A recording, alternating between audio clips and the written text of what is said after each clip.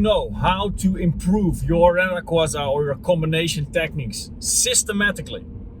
Do you have a step-by-step system in place to improve your combination techniques? That's what I'll explain to you in this video. So I'm AJ from the DigiDojo.com, Chief Instructor for Wadokai Holland and Kenshinkai Kobudo Europe, and I will explain to you the three keys, the three things that you have to bear in mind when it comes to improving your combinations. So number one is making sure that you isolate each and every technique separately as well. Now that may sound counterintuitive as we are talking about combination techniques, but we are not strictly talking about the formal execution of the techniques. We are talking about how to improve it. So for example, you would say Maegiri, Maashigiri, Gyakuzuki. Very simple, straight kick, roundhouse kick, or front kick, roundhouse kick, and reverse punch. Now, if that would be the combination, then obviously you have three techniques that you can isolate.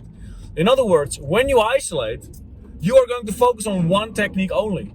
So you're going to practice your Maegiri separately. You're going to practice your Maashigiri separately, and of course, Gyakuzuki separately as well. When you practice those separately, you're going to use the key points for that point of focus. So that's key number one. You want to improve the individual techniques from that combination.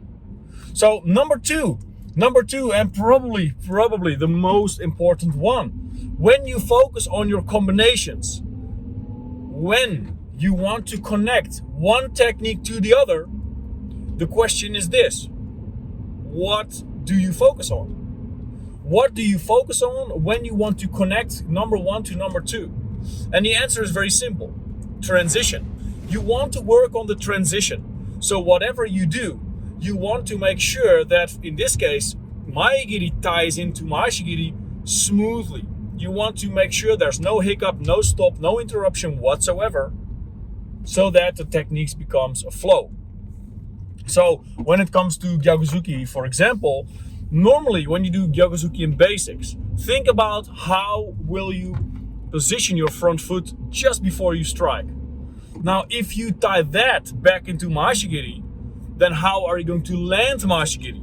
So the landing of Maashigiri, that is supposed to be how you're going to position your front foot just before you strike Gyakuzuki in basics. Now obviously you're in movement and it's more towards application, so it'll change a bit. But the idea of the timing, the moving, the planting of the foot, that is what's important. So when you can move from Maashigiri Gyakuzuki, if you want to make that transition very smooth, you focus on the transition. So that brings me to number three, because obviously a combination has more than one transition. Well, that is, of course, if you do Maashigiri Gyakuzuki only, you have one transition, right? But it is the key in combination techniques, especially when it's about three techniques or more, that each transition is as smooth as it can be, as well as the execution of your techniques. So the individual techniques should be executed smoothly. The transitions should be executed smoothly. And when you are going to tie this all together, basically you're going to patch that all together, right? The individual techniques and your transitions. And when you then zoom out and look at the complete thing, that's when you have to see one flow. Now, yes, there may be something going on like this, just like you have in music. Yeah, maybe there's a little bit more sort of delay between one technique and the other. But the most important key is that when you look at it, you see it as a whole.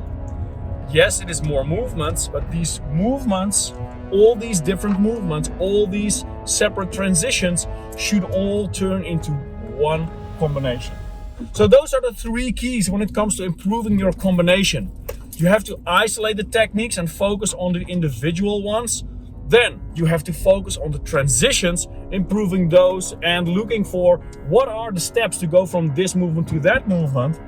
And the third key is finally, when you did that, you're going to zoom out, you're going to watch the whole thing, and you're going to see that the whole combination is one flow. Thanks for watching. Stay tuned for the next one.